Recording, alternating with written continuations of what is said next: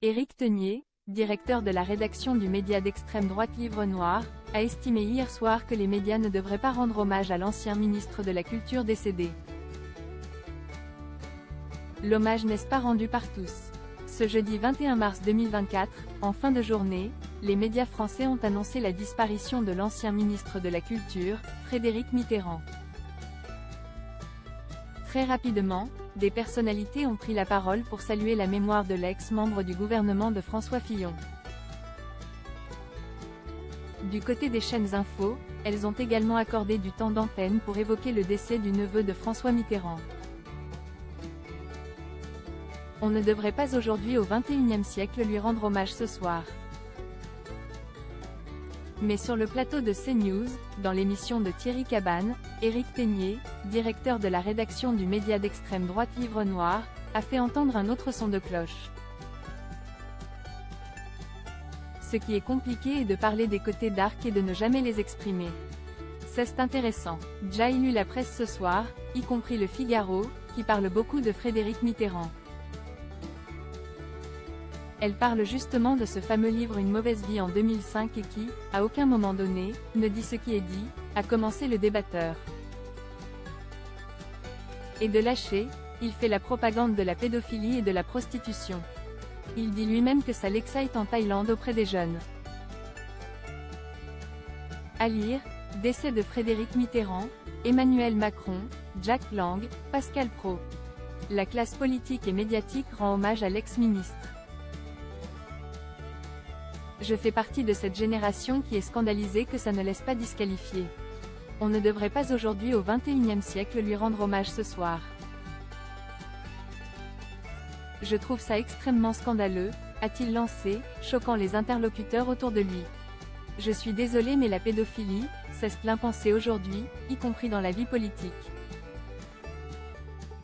Dès que vous allez parler de pédophilie auprès de Frédéric Mitterrand, on va vous dire, est-ce que vraiment vous pouvez le dire? C'est peut-être homophobe? C'est compliqué, mais c'est une réalité que ma génération vit, a assuré Éric Tegnier. Il n'est pas là pour se défendre.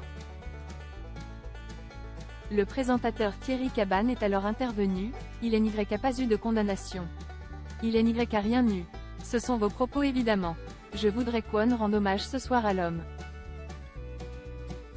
Il n'a pas été condamné, c'est important de le dire aussi. À aucun moment donné, je suis en train de dire qu'il l'a fait.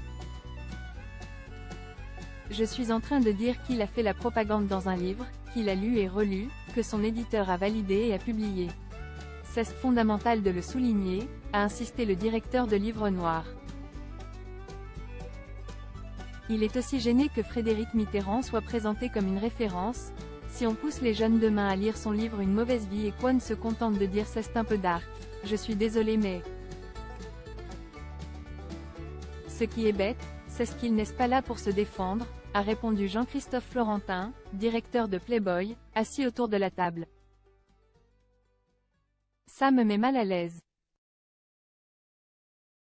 On est capable de condamner la délinquance y compris auprès de gens qui ne sont pas capables de venir sur un plateau pour en parler. On sort leurs citations. Moi, j'aimerais juste qu'on sorte les citations de ce livre. C'est important, a relancé Éric Tegnier. L'idée est de parler de l'homme. Mais j'entends, a glissé le présentateur. Moi, je trouve que c'est important d'en parler. Ça me met mal à l'aise. C'est un problème aujourd'hui qu'on ne puisse pas l'expliquer, a lancé le débatteur. Et de conclure, avec agacement. Un président de droite l'est nommé ministre de la Culture. En 2027, si un président de droite est élu, on ne s'attendra pas à un alias de Frédéric Mitterrand. Puremedia.com vous propose de visionner la séquence.